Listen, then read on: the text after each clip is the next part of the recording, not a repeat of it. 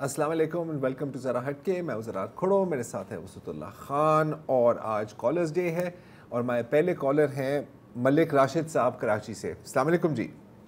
जी वालेकुम अस्सलाम sir sir, खैरियत से आप ठीक ठाक हैं? अल्हम्दुलिल्लाह सर, आप सुनाएं। जी अल्लाह का शुक्र। सर थोड़े दो छोटे छोटे सवाल हैं। पहले तो एक राय है कि चांद पे दौड़ लगी हुई है सबकी कि चांद को जो है वो तस्खीर करना है। तो मेरे अपना एक व्यू है, मेरे ख्याल में चांद को आंखों से देखना चाहिए या हाथ से छूना चाहिए, उस पे पाँव रखना उसकी तौहीन नहीं है। इस पे राय दीजिएगा। और बारी बारी हम सब ये काम कर रहे हैं। दूसरी बात ये सर जी ठीक है जी, ये नहीं, आपने हमें लाजवाब कर दिया, हमारी कोई राय नहीं है इसके बारे में।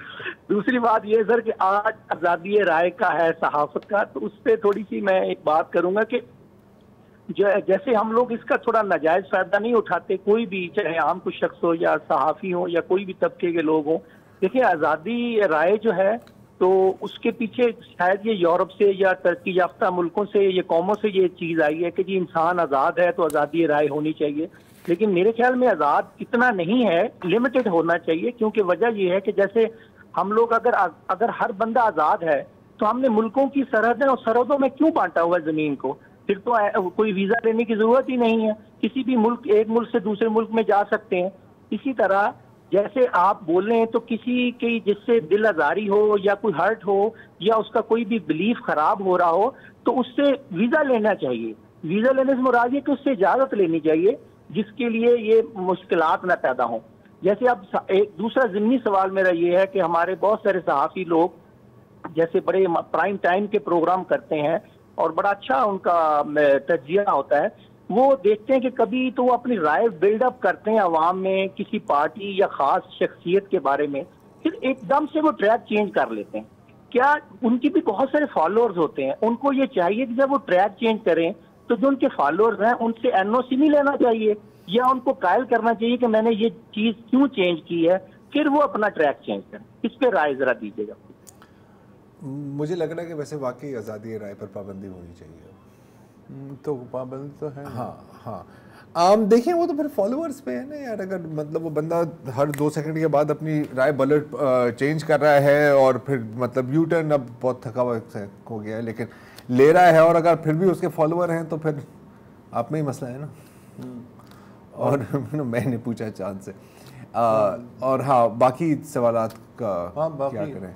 बाकी आपने दिल आज़ारी का पॉइंट किया तो फिर सबको गूंगा रहना चाहिए इस दुनिया में, इसलिए कि हो सकता है कि मैं जो कहूँ ज़रार के दिल आज़ारी हो जाए, अक्सर होता है, या ज़रार कुछ कहे तो मेरी दिल आज़ारी हो जाए, कभी तो हमें बात ही नहीं करनी चाहिए।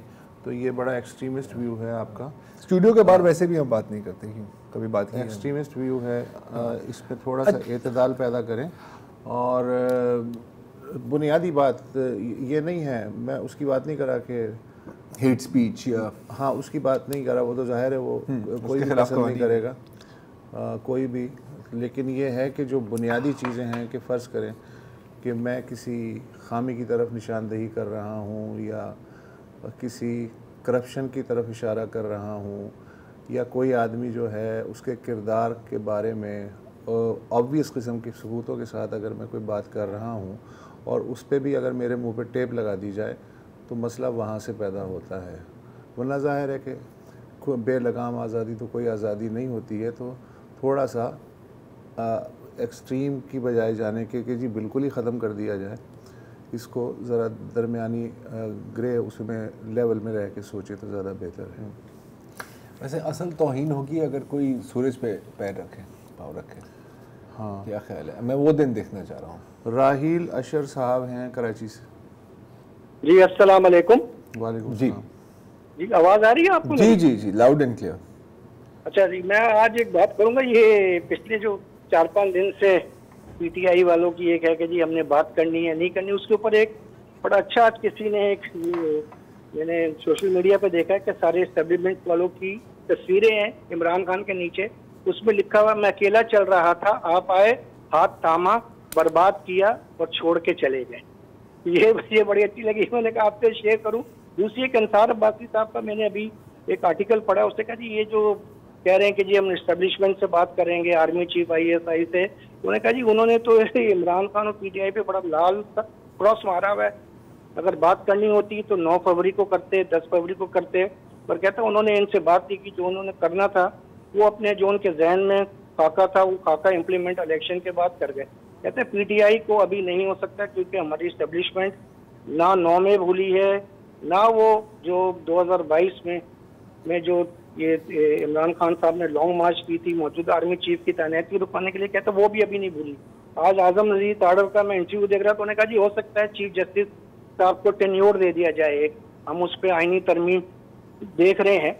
वो अंसार अब्बासी साहब ने कहा जी फिल वक्त कुछ नजर नहीं आ रहा है ऐसा, जब तक कोई ऐसा कोई जिसको कहें कि अनहोनी ना हो जाए, क्योंकि ये शहबाज शरीफ हैं, नवाज शरीफ नहीं है कि जी साल 2 साल के बाद आर्मी से गिर जाएं तो अगलों को उम्मीद होती है। कहते हैं ये बहुत अच्छे। अच्छा, हम इस वक्त क्या आपकी खिदमत कर सकते हैं?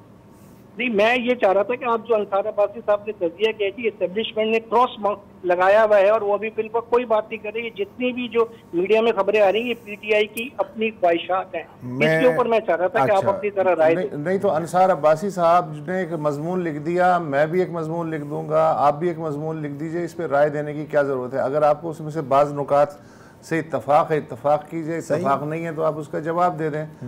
मैं अंसार अब्बासी के मजमून पे क्या तबसरा कर सकता हूँ? कामरान अली, आपको कुछ कहना है? नहीं। कामरान अली साहब हैं नवाबशाह से। बेतहाशा बढ़ रही हैं कीमतें, IMF की बरकतें हैं 400 और बोलबाला हो रहा है आपका, thank you Shahbaz, so much thank you. जी सर। हेलो सर, ये अगर हुकूमत के पास बिजली सरप्लस है तो सर 6 से 8 घंटे लोड शेडिंग क्यों कर रहे हैं ये नवाबशाह के अंदर? सवाल तो है।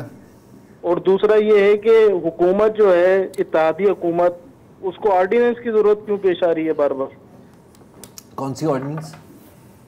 अभी ये सर ये जो इलेक्ट्रॉनिक दोबारा ऑर्डिनेंस आ गया है, तो उसके बाद एक के बाद एक ऑर्डिनेंस ही आ रहा है। अभी आप देखें ऑर्डिनेंस का क्या होता है ऑर्डिनेंस अगर असेंबली सेशन में ना हो तो आमतौर पे तब आना चाहिए। हाँ, प्रेसिडेंट जारी करता है वजीर आजम के कहने, लेकिन उसकी एक लाइफ भी होती है ना। हाँ, 120 डेज होती है, फिर उसको वो एक्सटेंडेबल है और फिर किसी मरहले पे उसे पार्लियामेंट से मंजूरी कभी ना कभी तो पार्लियामेंट के पास जाना है।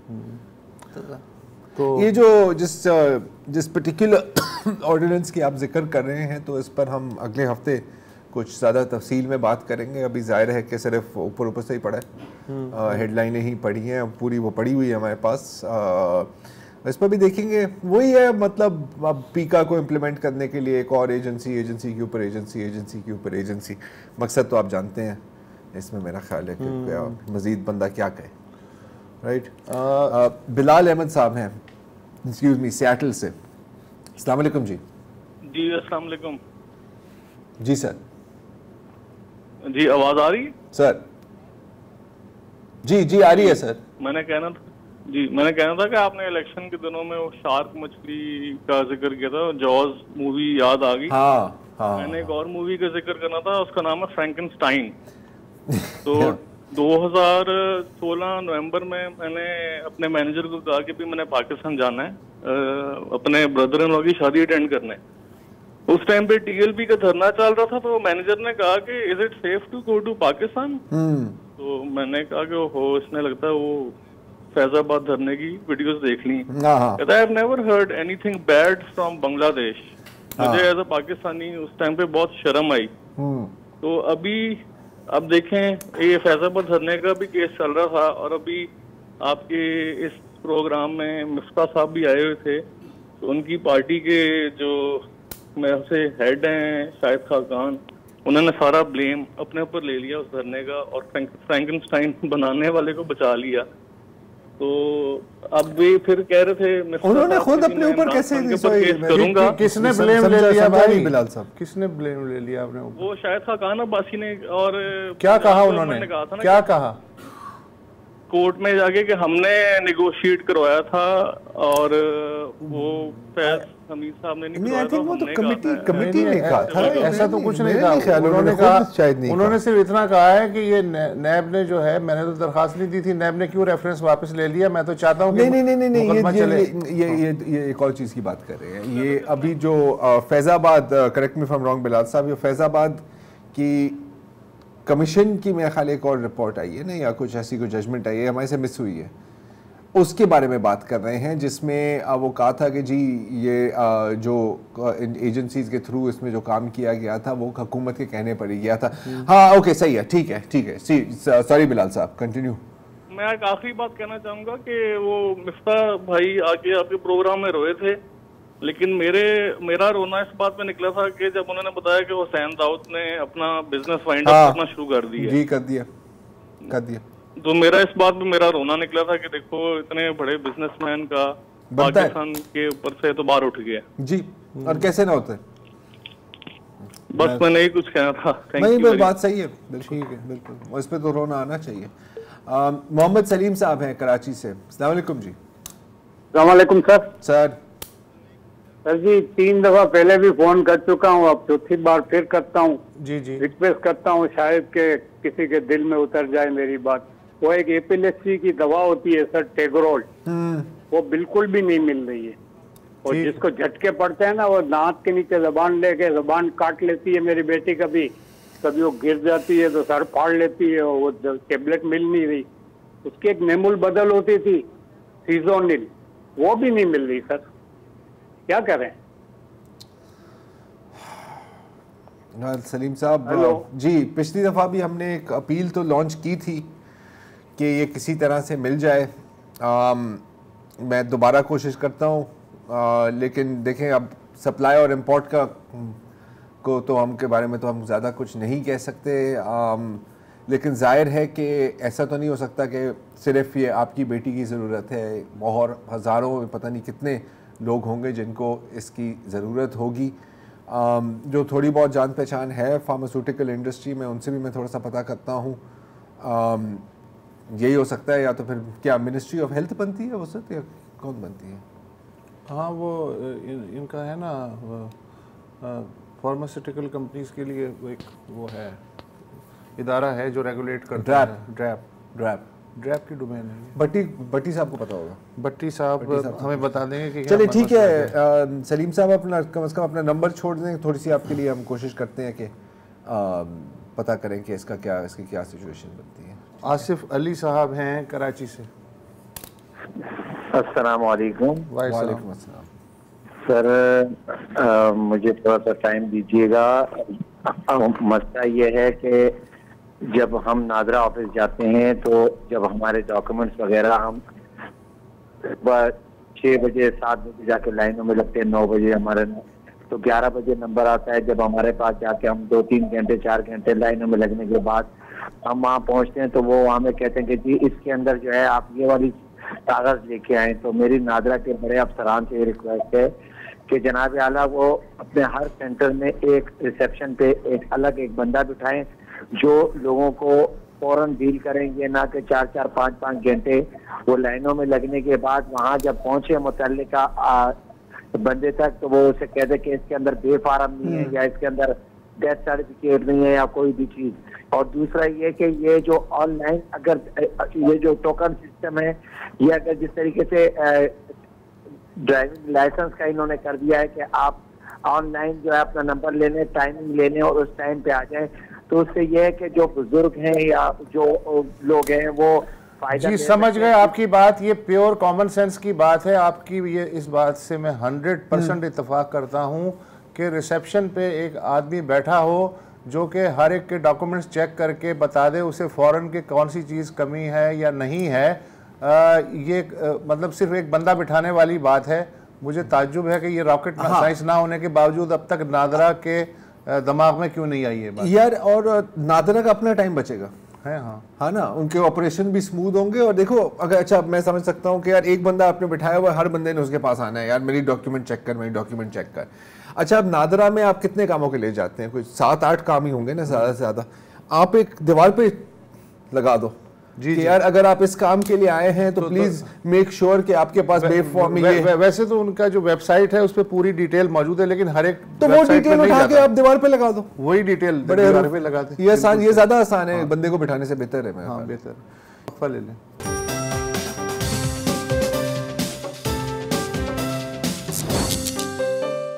Welcome back. इस्लामाबाद से हैं डॉक्टर अकबर साहब। जी सर। जी अस्सलाम वालेकुम सर। वालेकुम सर, ये 2-3 दिन पहले वज़ीर आज़म साहब ने एजुकेशन इमरजेंसी के नाम से कॉन्फ्रेंस की और एजुकेशन की इमरजेंसी नाफिज की गई है। इस सिलसिले में मैं सिर्फ 2 बातें आपको बताना चाहता हूँ कि इनको पता नहीं है कि नीचे हो क्या रहा है। जी। एक तो जो प्राइमरी एजुकेशन या स्कूल एजुकेशन सर पंजाब में, मेरा जो ताल्लुक है ना वो ये पोठवार के एरिया से, ये फौजी एरिया है जहाँ जब हम पढ़ते थे तो बहुत सख्ती होती थी जब एग्जाम दिया जाता था और फर्स्ट डिवीजन यानी 60% मार्क्स आ जाते थे तो वो तो स्टूडेंट उछलता था ना, बहुत खुशी होती थी। अब सर सिचुएशन ये है कि ये जब वज़ीर आला थे शहबाज शरीफ साहब, उस वक्त उन्होंने एक पॉलिसी लागू की थी कि जिस टीचर का रिजल्ट बिलो एवरेज आएगा उसको मुअत्तल कर दिया जाएगा या उसके खिलाफ कोई एक्शन लिया जाएगा। उसके बाद से सिचुएशन ये है कि टीचर्स जाहिर है उनको फिर डर लगा, जाहिर है बहुत सारे टीचर मुअत्तल हो सकते हैं, वो इकट्ठे हो गए। अब सिचुएशन ये है कि मैट्रिक का एग्जाम होता है, मेरे बहुत सारे टीचर दोस्त हैं, मैट्रिक का एग्जाम होता है तो टीचर्स हर सब्जेक्ट के खुद आते हैं सेंटर पर पेपर करवाने के लिए स्टूडेंट्स को, और अगर कोई नहीं आता तो टीचर्स दूसरे टीचर्स ये कहते हैं कि ये देखो इसको तो स्टूडेंट्स का ख्याल ही नहीं है। ये इस तरह जो मैट्रिक का एग्जाम पास करके बच्चे आ रहे हैं। मैं यूनिवर्सिटी में पढ़ाता हूँ और बहुत सारे केसेस हम ऐसे देखते हैं कि बच्चे जब हमारे पास FSC करने के बाद आते हैं तो वो सही ही नहीं सकते। उसकी रीजन ये है कि 8th तक तो वो बिल्कुल फेल ही नहीं किए जा सकते और उसके बाद 9th 10th का इस तरह वो एग्जाम देते हैं जिस तरह मैं बता रहा हूँ। सही। यूनिवर्सिटी की, बस मैं थोड़ा सा यूनिवर्सिटी का बता दूं कि यूनिवर्सिटीज में क्या हो रहा है, ये ताकि इनको पता चले कि एजुकेशन इमरजेंसी, आप लोग जो इमरजेंसी कर रहे हैं, नीचे हो क्या रहा है ग्राउंड पे। यूनिवर्सिटी की हालत ये है कि मैंने पहले भी एक दिन आपको कॉल करके बताया था जी, ये वाहिद हमारा यूनिवर्सिटी एक ऐसा इदारा है जिसमें टीचर्स की कोई प्रमोशन पॉलिसी ही नहीं है। उसका रिजल्ट फिर ये है कि जो रिसर्च पब्लिकेशन की जा रही हैं उसमें जो तूफान मचा हुआ है और जो बाहर से फंडिंग, बाहर के लोगों के साथ मिलकर और 2 नंबर 3 नंबर 4 नंबर तरीके से जो पब्लिकेशन की जाती हैं, और रीजन पीछे ये है कि कोई पॉलिसी ही नहीं है प्रमोशन की। वो सीट्स अनाउंस की जाती हैं, उस पर फिर कंपटीशन होता है, कंपटीशन में जिसके सिर्फ और सिर्फ पब्लिकेशन देखी जाती हैं, टीचिंग को तो देखा ही नहीं जाता, ना कोई परफॉर्मेंस को देखा जाता है, और वो पब्लिकेशन की बेस पे वहाँ सिलेक्शन होती है या मोस्टली तो होता है कि वो सिफारिश बेस्ड होती है। लेकिन अगर कोई क्राइटेरिया रखते हैं तो वो सिर्फ पब्लिकेशन का, और पब्लिकेशन पता नहीं कैसे हो रही हैं। मैं पिंडी इस्लामाबाद बैठा हूँ, मुझे नहीं लगता कि कोई किसी लेवल का कोई प्रोफेसर यहाँ पर किसी एक सब्जेक्ट में भी होना।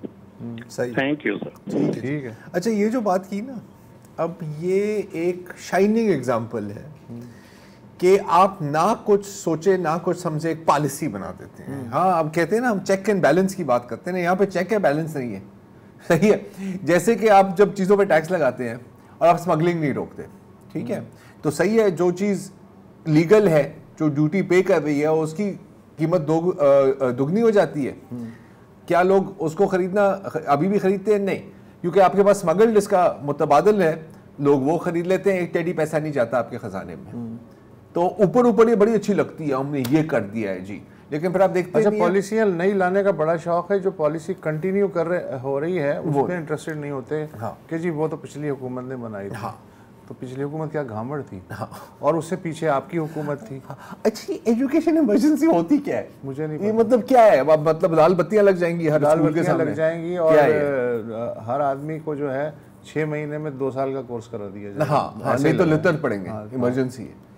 बहरहाल मलिक नईम है जी मुल्तान से। अस्सलाम वालेकुम। ये मैं आपसे सवाल करना चाह रहा था, 2 सवाल है मेरे छोटे से। ये आप इस दौर के मतलब लेजेंड लोग हैं जो प्रोग्राम करते हैं, मैं आपसे सच बुलवाना चाह रहा हूँ। आज आप सच बोलेंगे? कहते हैं इजहार वो क्या दिन है जो आप मनाते हैं, इजहार हक जो है आपका, उसमें आपसे मैं एक बात पूछना चाह रहा हूँ कि क्या बता सकते हैं जो आपका मीडिया है, ये बड़ी पार्टियों को तो आप कवरेज देते हैं, 2-3 जो नाम किए हैं, बाकी जितनी पार्टियां हैं कोई 120-30 उनका आप नाम ही नहीं लेते, कभी भी ये मीडिया नाम नहीं लेता। कौन सी? आप आज सच को बोलना पसंद करेंगे? कौन सी? दूसरा मेरा मुख्तसर सवाल आपसे ये है। अच्छा, ये आपने सवाल नहीं पूछा। आप खास तौर पर रुखसतुल्लाह खान से मेरा सवाल है कि आप समझते हैं कि आजकल पीपल्स पार्टी ब्लैकमेल करके नून लीग को सारे ओहदे लिए चली जा रही है काम के, और वो भी बेचारे देते जा रहे हैं क्योंकि उन्हें पता है कि हमने ना की तो ये पीछे हट जाएंगे, गवर्नमेंट टूट जाएगी, फिर वही इमरान खान आ जाएगा। तो खान का खौफ जो है वो इन पर अभी तक सवार है। ये प्लीज मेरे इन 2 सवालों का आपने जरूर जवाब देना है। अच्छा, पहला तो अच्छा मलिक साहब, ये जो आपने कहा है ना, ये 2 सवाल, इनमें से सवाल कोई भी नहीं है। आपने अपनी एक राय दी है और आप जो हैं चले गए हैं। अब जाहिर है कि ये दोनों चीज़ें जो ऑब्जर्वेशंस हैं वो आपकी अपनी हैं और आपकी सोच है, हम उसका एहतराम करते हैं, इसमें सवाल तो कोई भी नहीं है। और शुरू में आपने कहा था कि आप सच बोलेंगे, मैंने उसी वक्त बोल दिया था नहीं, तो अब कर लो। वसीम खान साहब है कराची से। अस्सलाम वालेकुम जी। वालेकुम अस्सलाम सर, क्या हाल चाल है मुस्तफा खान साहब और जरा खोड़ो साहब? अल्लाह का शुक्र है अल्हम्दुलिल्लाह। वो क्या कहते हैं, मैंने जो है एक मसले की निशानदेही करनी थी जी, कि ये जो पासपोर्ट का जो आजकल सिलसिला चल रहा है कि वो क्या कहते हैं, पासपोर्ट के लिए जब हम फीस जमा कराते हैं तो वो उसके ऊपर लिखा होता है 15 दिन में मिल जाएगा, जो नहीं मिल रहा। वो 15 दिन के बजाय जो है ना, जो अर्जेंट है वो 1.5 महीने में, और जो वो नॉर्मल है वो 6 महीने में मिल रहा है। ऐसा ही है जी। और अब जबकि इतना प्रॉफिटेबल वो है और वो नॉर्मल तो बनाकर दे ही नहीं रहे, नहीं अर्जेंट भी लेट जमा कराएं ताकि उनका जो है रेवेन्यू बढ़ जाए। जी जी, यानी कि ये चोरी, ये एक तरीके की चोरी हुई ना ये। और दूसरी बात ये है कि और ये पहले तो ये टाइम कम था, अब ये टाइम बढ़ गया जब से हाजिर साहब आए, तो वो उसका जो टाइम ज्यादा बढ़ गया है। ये क्या कहते हैं वसीम साहब, लैमिनेशन का मसला है, पेपर का मसला है, क्या कुछ तो कहते होंगे ना? क्या कहते हैं, ये फीस ले रहे हैं, फीस लेकर यानी कि 8 लाख पासपोर्ट जो है वो उसमें है बैकलॉग में, उन सबसे फीस ले लिए। हाँ। तो उस फीस से जो है लेमिनेशन खरीदने में क्या परेशानी है इनको? मतलब बहाना तो यही दे रहे हैं ना कि और ये आज का बहाना नहीं, हर दूसरे साल, हर दूसरे साल ये और बाकायदा हर साल लेमिनेशन के लिए टेंडर कॉल करते हैं, हर साल हाँ हर साल। तो जाहिर है वो फिर टेंडर का प्रोसेस होता है, 3, 4, 5 महीने उसमें बैकलॉग हो जाता है। जब बैकलॉग हो जाता है तो जो लेमिनेशन आता है वो बैकलॉग के पासपोर्टों में लग जाता है, जो नए पासपोर्ट हैं उनके लिए फिर लेमिनेशन, उनके लिए फिर अलग एक टेंडर। बेहतरीन पॉलिसी, बस आला वक्फा ले लें।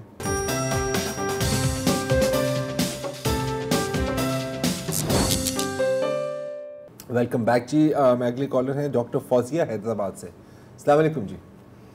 वालेकुम अस्सलाम। जी जी जी, अस्सलाम वालेकुम। वालेकुम अस्सलाम जी। डॉक्टर साहिबा जी, मैं हैदराबाद से बोल रही हूँ। पहले तो आप लोगों के इस प्रोग्राम के थ्रू मुझे जो ये मिला है मौका, तो मैं यूनिवर्सिटी के बेस पे कुछ आपसे कहना चाहूंगी। फरमाएं जी।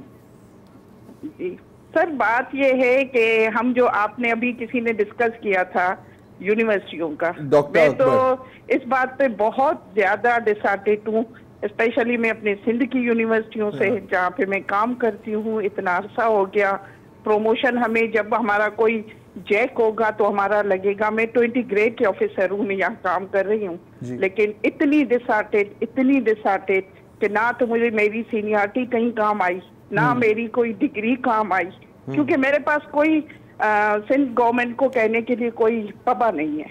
ठीक, मैंने अपने बच्चे ग्रो अप किए, अपने बच्चों को मैं पाकिस्तान नहीं रख सकी। ये अफसोस की बात है जी। मेरे बच्चे डॉक्टर हुए, इंजीनियर हुए, लेकिन बाहर भेजना पड़ा। उन्होंने यूएसएमएलई दिए एग्जाम्स, वो बाहर चले गए। ये अफसोस की बात है। मैं अभी रिटायर हो रही हूँ, लेकिन 91 में जो मेरी डिजिग्नेशन थी, मैं अभी भी उसी डिजिग्नेशन पे रिटायर हो रही हूँ जी।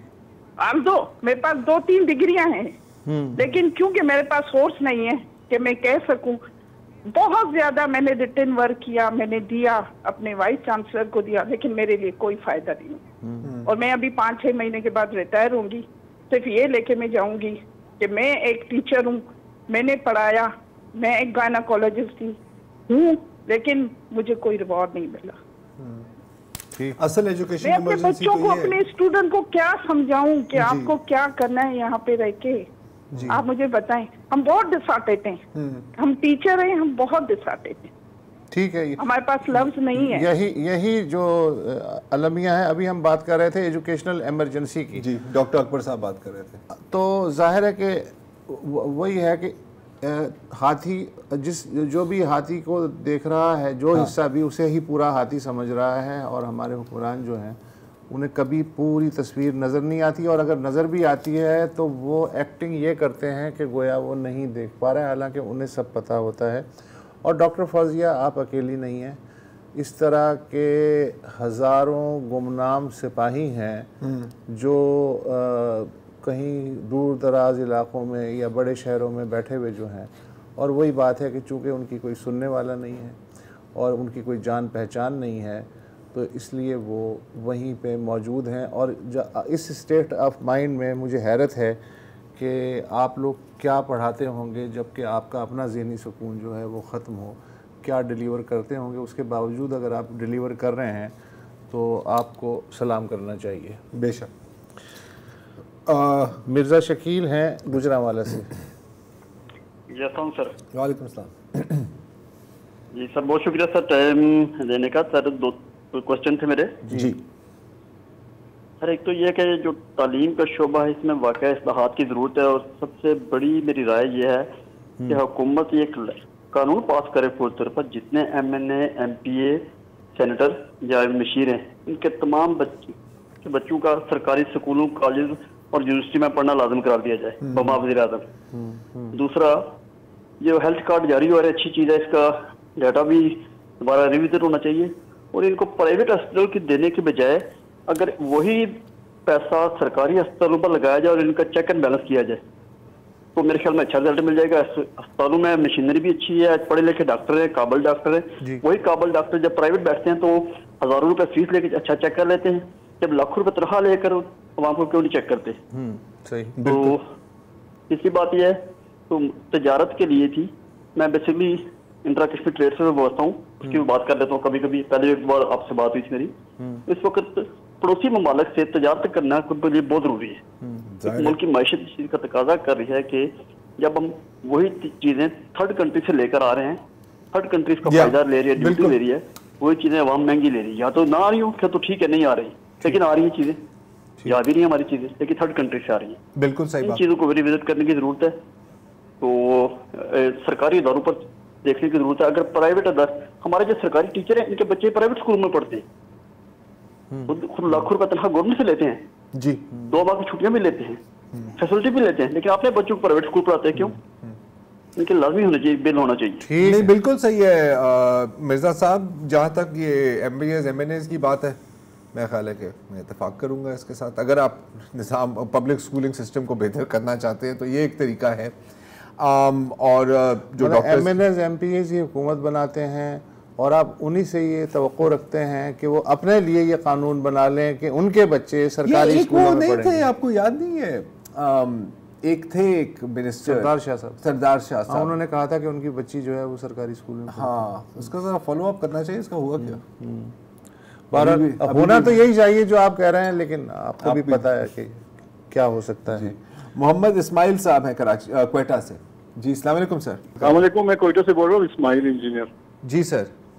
तो ऐसा है कि मैंने एक गाड़ी रजिस्ट्रेशन करवाई कराची 2022 में जी। अब मुझे अभी तक उसका नंबर प्लेट नहीं मिल रहा है। अच्छा, नंबर प्लेट। तो इस सिलसिले में हम आपकी क्या मदद करें?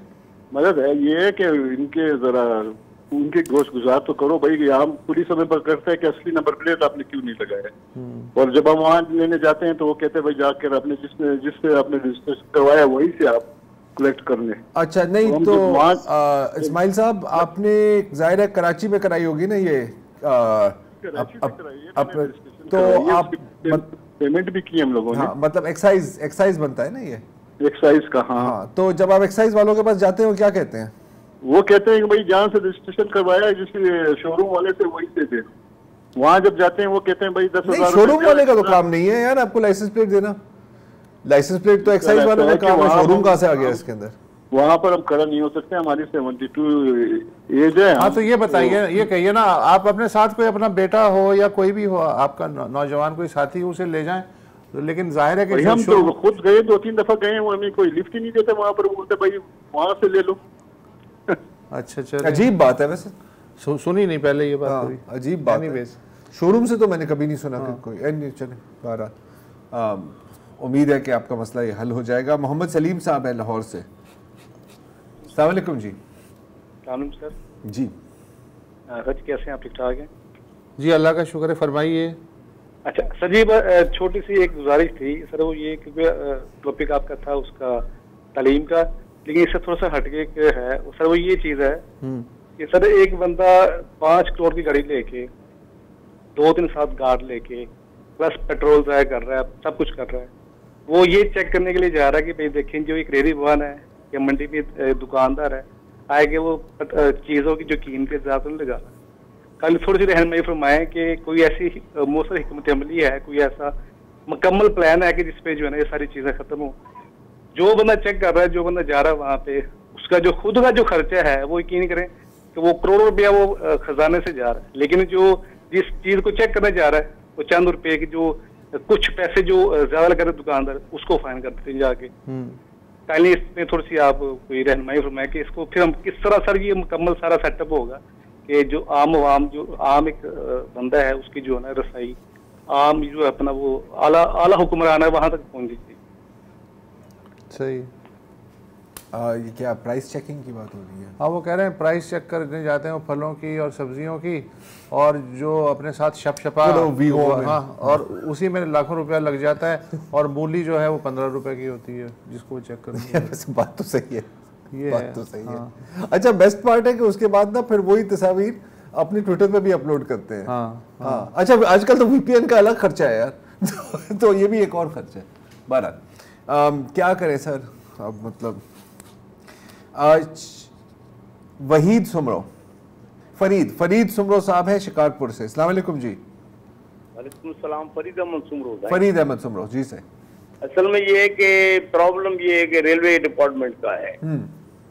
तो एक तो हमारी जैकबाबाद है, बीच में शिकारपुर, उसके बाद सक्कर है जी। ये जो हमारी सक्कर एक्सप्रेस जाती है वो जैकबाबाद से चलती है।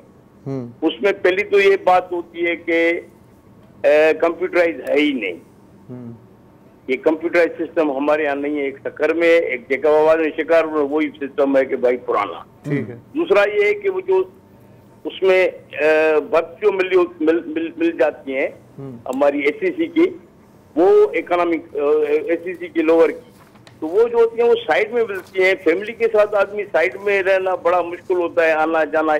तो वो अंदर वाली केबिन वाली पहले थी, कैबिनेट की होती थी, वो भी नहीं। तो अब आपके ख्याल में रेलवे को क्या करना चाहिए वो बताइए।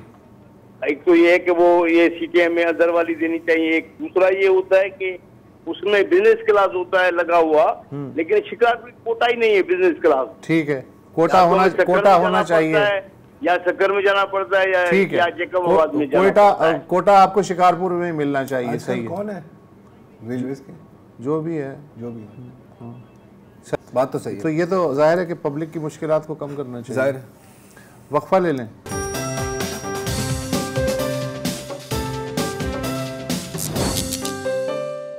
Welcome back. गोजरा से आबिद अली साहब। जनाब। सर मैं एक्स एम्प्लॉई हूँ UGL से जी। वो हमारा पेंशन का केस था, वो साकिब निसार साहब ने हमें, चीफ जस्टिस साहब ने हमें कुछ रिलीफ दिया था। उसके बाद वो पेंशन के कुछ बकाया थे, वो सुप्रीम कोर्ट ने फैसला हमारे हक में दे दिया था। उसके बाद बैंक में वो बकाया वो तकरीबन 30,000 रुपया बनता है, बैंक भी दे रहा है। ठीक है। ये जरा प्लीज बैंक वालों को कह दे, जरा मेहरबानी होगी। ठीक है जी, ये कई बैंकों का मसला है, नेशनल बैंक का सिलसिला तो चलता ही जा रहा है। पिछले हफ्ते उनकी कॉल भी आई थी वो सच। हाँ नहीं वो तो कुछ पेशरफ्त हुई है वहाँ पे। हाँ पेशरफ्त हुई है, लेकिन अब वो डिसबर्स नहीं कर रहे। हाँ लेकिन अब हर हालांकि ये सारी चीज़ें क्लब करके सुप्रीम कोर्ट को एक साथ फैसला कर देना चाहिए जो सब पे लागू हो। अब ये नेशनल बैंक वालों का फैसला हुआ तो ये यूबीएल वाले जो हैं ये रो रहे हैं, अजीब है। एजाज जैदी साहब हैं कराची से। अस्सलाम वालेकुम। भाई साहब ये मैं मुल्क के जो पावर सेक्टर है जी मुतालिक बात करना चाहता हूँ। जी फरमाएं। जो आपके यहाँ IPPs जो है ना सर, ये इंडिपेंडेंट पावर प्रोड्यूसर, इनकी जो करप्शन है वो उसके मुतालिक तो कोई मतलब कहता ही नहीं है, कोई जिक्र ही नहीं होता। और ये जिस तरह से बहरान है हमारे मुल्क में पावर का, वो अब इनके जो मायदे होते हैं IPP से हुकूमत से, तो इस मायदों को कोई उजागर भी नहीं किया जाता कि क्या मायदा हुआ है। पता ही चलता है कि मायदा ये हुआ है कि 100% ये जनरेट करेंगे और देते हैं 48%। ऐसे ही होता है ना जी।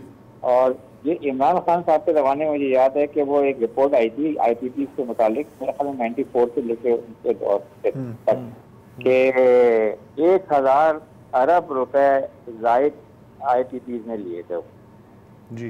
ये करप्शन जो है हमारे FIA, हमारे तहकीकाती इदारे और दूसरे NAB वगैरह, ये कोई उनकी जो करप्शन है वो कोई अकाउंटेबिलिटी नहीं होती है। बस ये पूछना चाहता हूँ नहीं, ये IPPs पाकिस्तान के जितने भी इदारों के आपने नाम लिए हैं उनसे ज़्यादा ताकतवर हैं। अब बताएं।